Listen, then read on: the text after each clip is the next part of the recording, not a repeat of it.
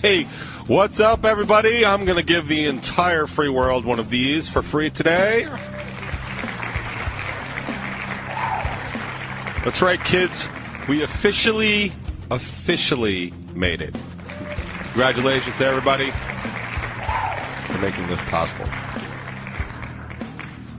So here we are, yet another Hard Rock Lunchbox. The sky has not fallen. Apparently the economy has not crashed. I was told that would happen on day one. The stock market, as much as it is a measure of any economy, is up 2% today. Woo.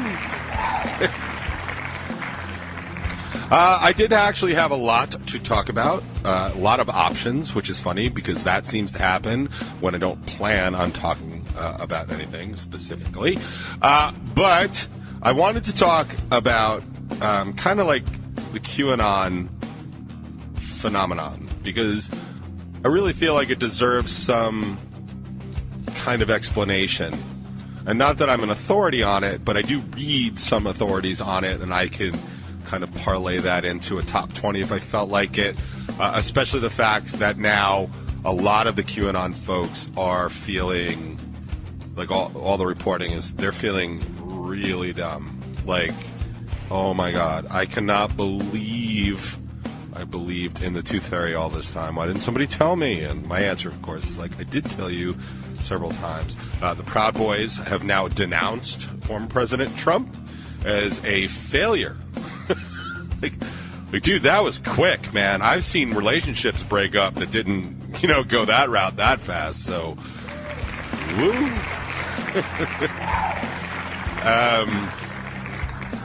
Man. So I was thinking about doing that. There's already just so much misinformation going on again in the world. But the overall misinformation, according to social media analysts, is down about 70%, which is tremendous. And also didn't take all that long. Like, literally, it felt like somebody just turned the spigot off on the water, and then there was less water. It's like, wow, why didn't I think of that? What a good idea. I was going to talk about some of that. I was going to talk about, like, the art of kind of being a dick on day one, which seems to be what's going on, at least in the social media atmosphere and the social media world.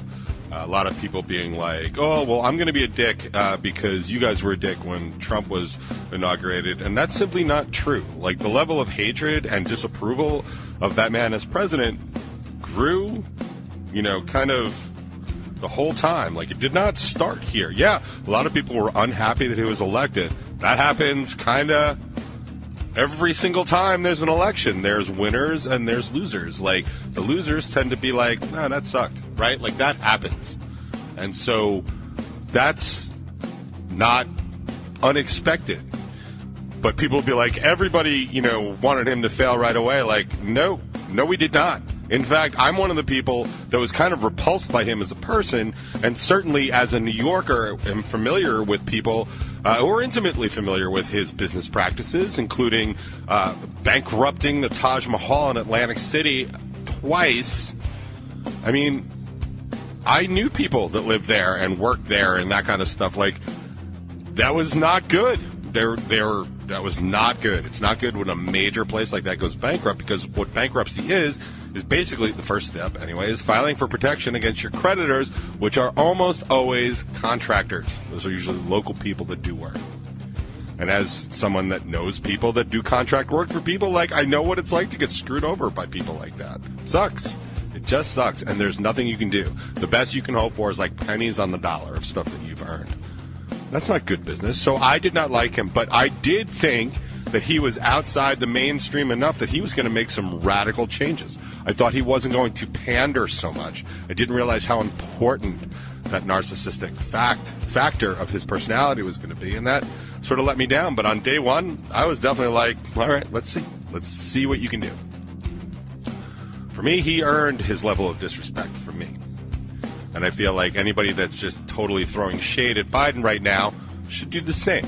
Let him earn that disrespect. Let him do stuff that you don't like and then complain about it. You'll be completely within your right. But to just not like him because he's not Trump is the same reason for people like not liking Trump because he's Trump.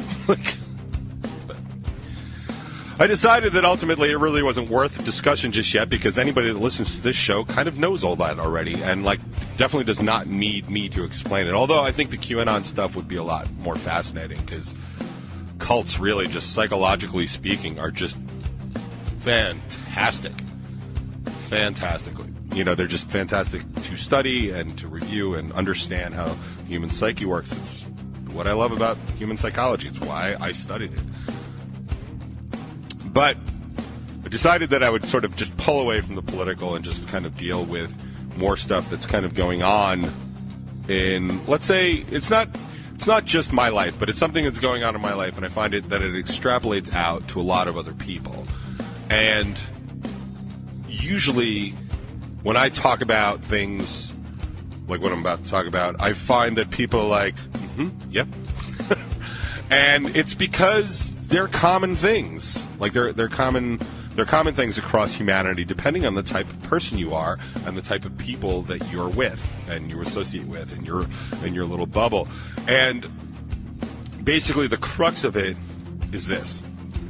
So, as I've said a bunch of times, it's work-related, by the way. But, again, it's an example for all of life and humanity and stuff like that. So, it's work-related. And as I've said a number of times, I kind of work in IT. And my primary thing is software. I build software. So, you come to me with an idea like, hey, man, I want to do this thing. And I'm like, okay, I'll figure out how to do it and make it happen. Now, these days, there's, plethora of there's online, there's apps, all that kind of stuff. My main niche is business software solutions, right? So I deal in databases, so I have access to huge amounts of data, like years and years of data. And this one particular company I'm working for, what they do is they import stuff like rugs from the Middle East, and they sell them to, like Walmart, American Signature, Costco, Kohl's, like big companies like that. So they produce the stuff like in Turkey, for example. They're in Turkey right now, and they produce the stuff there. They ship it over here, and then they sell it to Kohl's. Or Living Spaces, or any Haverty's, like lots of places. So that's what they do. Now, I have access to all of their information as far as that it is in a data form. But I don't work there. I'm a contractor, right? So I'm asked to, hey, man, like yesterday I was asked to, can you give me a report on these two items, every size, every color, all the sales for 2020. That is right up my alley. That is literally what I do all day, every day. I've already got 2 calls in today from other companies because it's the year end for them, because the year just ended, in case you didn't know. And they need to do some reports. There's some different stuff because COVID changed things. They need to manipulate some data.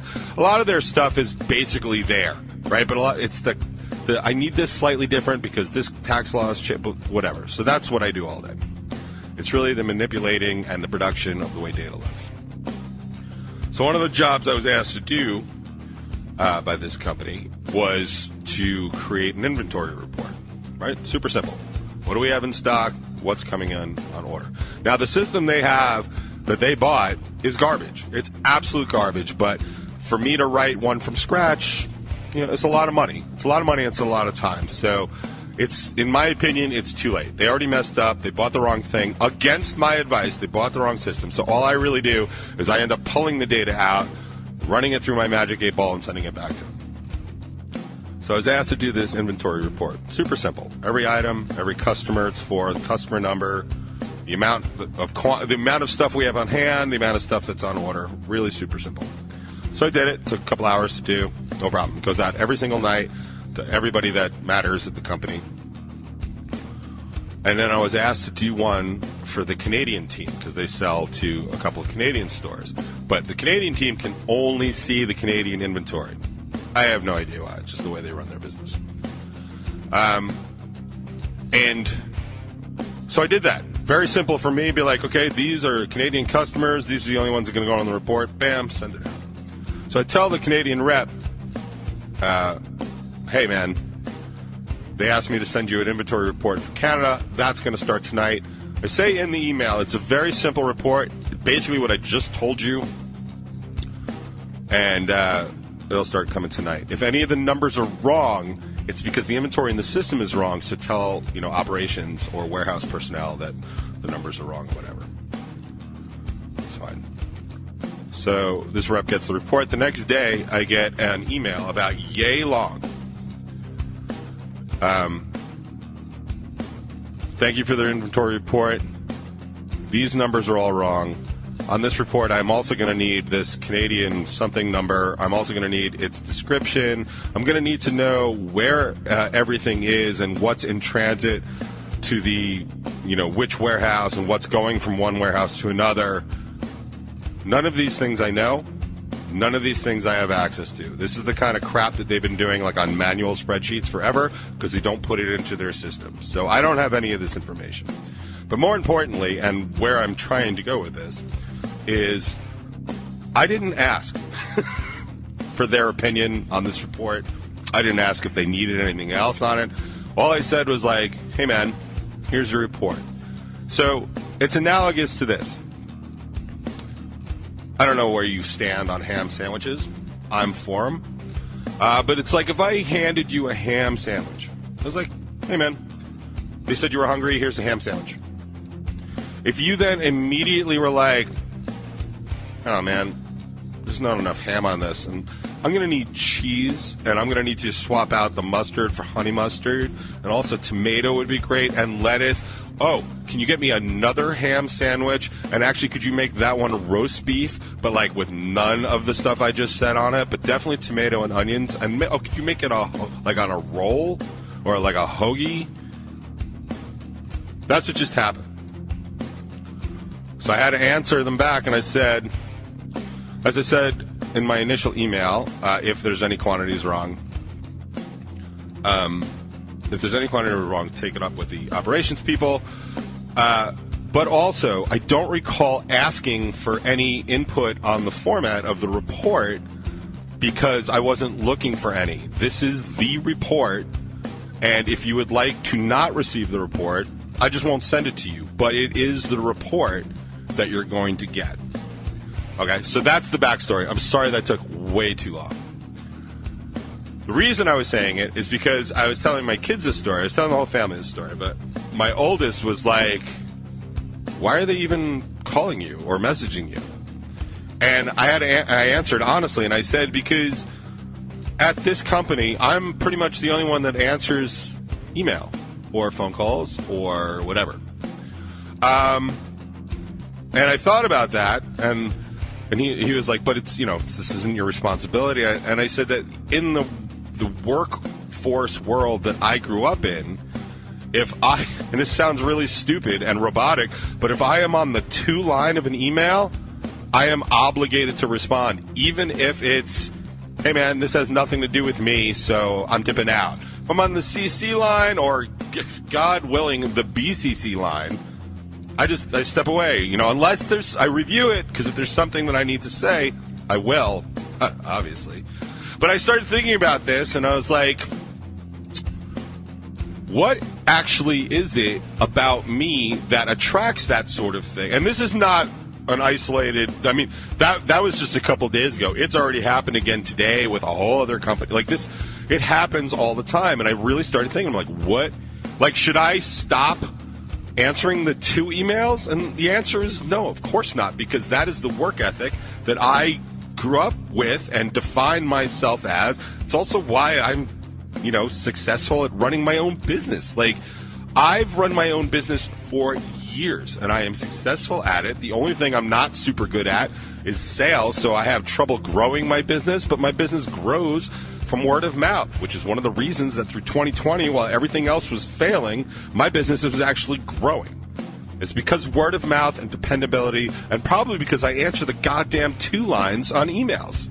So I'm not necessarily going to change the way that I am, but what is it about me that attracts that sort of thing? And I really think I realized it this morning, and it's the simple fact that there are 2 camps of people in the work world. There are the people that get stuff done, right? And then there are people that are like, that person will get stuff done. And I don't know that it's that simple. This is really like a revelation I've been having over the past 2 hours. But I think that that's kind of what it is. You have people that get stuff, like I get stuff done. I also surround myself with people, more often than not, and when I can, that also get stuff done. It's so that I can do stuff and say stuff and know that it's going to get done, or ask for stuff that is something that someone is specifically wired to do, and I know that it's in their level of expertise, like it's within their zone, right? I used to make this joke about my friend Oren, who was the lead, the singer and guitar player from the band Fine Spun. I used to hold him, and still do, hold him up as the metric by which all music people should conduct their business. And I used to say that on January 1st, I could ask that dude if he was down to do a show on December 31st of that same year. And if he told me yes, I would not have to speak to him again until the day of the show when he got there. Like, that level of personal and, group responsibility was my metric, and it's something that I always tried to do. I always say, if I commit to something, it gets done. Getting me to commit to something, however, over the past couple of years has definitely been a chore, and I'm sorry about that, and I am trying to do better, but I don't miss interviews, I don't miss shows, I don't do any of that stuff, honestly, ever, because that is the work ethic with which I came into this world with and continue to exist in this world with. So I am somebody that gets things done. Anybody you see me associate with musically, specifically like Jimmy, Mikey, and Annie, I don't have to, it is not even worth a follow-up conversation to see if they're going to do something that they've agreed to do. It just gets done. It just magically appears like somebody just pulled a rabbit out of a goddamn hat, and it feels like magic because nobody else freaking does it anymore. So it really is like watching like a Penn and Teller skit when, people just do what they said they were going to do, and maybe people are just amazed by that. But the reality is those people are going the way of the dodo because they are exhausted, they are used up, and they are honestly not getting very much help. And I understand that there's certain times and situations where this needs to come into play. And as I was thinking about it earlier, I was trying to put it in my own life. Like I'm the primary at my job. I understand. Like I am the last word. I am all that is holy. I am Oz here at my job. I understand that. But look at it in even other terms, like where we are as a band. Like where am I in that band? Where am I in the scene, or what's left of the scene that we used to have? Like where do I exist in those things? And where do my friends that occupy those spaces that I occupy in my own life, where do they sit? And I realize that we're all going through the same things. I understand that my band defers to me automatically. It's not even spoken. If we're working on a new song, like collectively, or obviously if I'm just writing a new song, like, yeah, man, DJ's going to do the lyrics. Like, it's not even, we don't even discuss it. It's never been brought up once. But I've had conversations with the band recently over the past year where they're like, yeah, we can't write a whole song. That's what DJ does. And I'm not saying that's not true, or I'm not saying that it is true, but I am saying that there's a little bit of an assumption of like, yeah, we don't want to do it because DJ's going to do it. Don't worry, DJ's going to handle it. And it's true. DJ will handle it. DJ will take a song, make it into a whole song, write lyrics for it, and poof, it'll be good or it won't. And we'll do it or we won't. But that is the trajectory. And I wonder, because I know some inside stuff from other bands, and not even the bands I was just talking about, like lots of other bands that I've spoken to, and they will ask me stuff like, how do you divvy this stuff up? How do you divvy up this work? How do you know who books the shows or does flyers or networks or does whatever? And I didn't have an answer. I don't usually have an answer. I say I usually end up doing it. If something needs to get done, especially for the band, especially if it's time sensitive and it's not getting done, I'll do it. Or a lot of times it just does not get done. I mean, that's not entirely true, right? Like, there are other things. I mean, it is entirely true. It's just not exclusively true. There are things that have been done in a timely fashion. They've been agreed to, but it's not something that I've ever been like, he'll take care of it. Like, never is. It's never been that. I am still waiting for a merch table that Tony promised me 6 years ago. Tony will take care of that. And then Kaz does the stuff that Kaz wants to do. And I can count on him for that. Like, he wanted to do the video editing for the Thanksgiving Eve stream. He wanted to do it, and he did it. Absolutely true. But it's not like he does stuff that, like, he doesn't want to do. Like, I do stuff that I don't want to do. Like, I do that stuff all the time, which sucks. You know, it's a lot of work doing, like, all the networking and all the interviews and all the podcasts and stuff like that. And as I've come into the past 2 years, I've wanted to do them less and less. That's why you don't see me doing all that many interviews. I just did an interview with Jackie Raven, who is a DJ on this station. I posted it on my Facebook page yesterday. I've got to start sharing that a lot more because we haven't been promoting much, mainly because I suck, I guess. But I wanted to know, like, what it looks like in everybody else's world. Like, can you look around and be like, yep, why aren't you doing that? Why am I doing this for you? Why does everybody come to me to do these things? Which person are you? I know lots of people that work in businesses and stuff like that, and it just tends to be people that do their job. So people come to them because they'll do it, they'll handle it.